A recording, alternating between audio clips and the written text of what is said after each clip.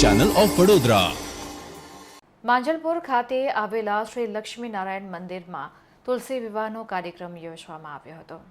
શહેરના માંજલપુર ખાતે નારાયણ આચાર્ય સેવા મંડળ સાર્વજનિક ધર્માદાય ટ્રસ્ટ સંચાલિત શ્રી લક્ષ્મીનારાયણ મંદિર આવેલું છે। આ મંદિરમાં છેલ્લા 34 વર્ષોથી તુલસી વિવાહના કાર્યક્રમનું આયોજન કરવામાં આવે છે।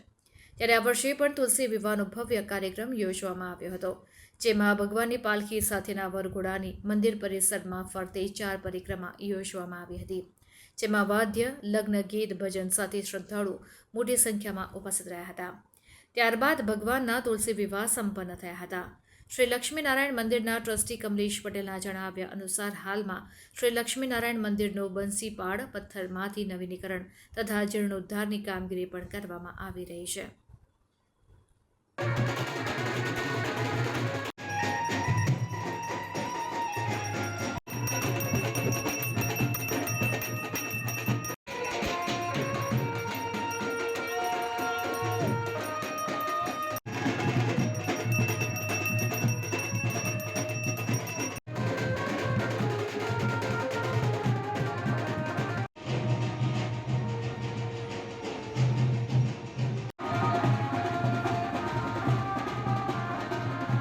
नारायण पंडित श्री 1008 नारायण आचार्य सेवा मंडल सार्वजनिक धर्मादाय ट्रस्ट संचालित श्री लक्ष्मीनारायण मंदिर माजलपुर खाते छेल्ला 34 वर्षथी भव्य तुलसी विवाहનું आयोजन કરવામાં આવે છે અને ભગવાન શ્રીનો વરઘોડો પાલખીમાં જે મંદિર પરિસરમાં 4 પ્રદક્ષિણા કરી ત્યારબાદ ભગવાનનું તુલસી માતા સાથે તુલસી વિવાહ સંપન્ન કરવામાં આવે છે।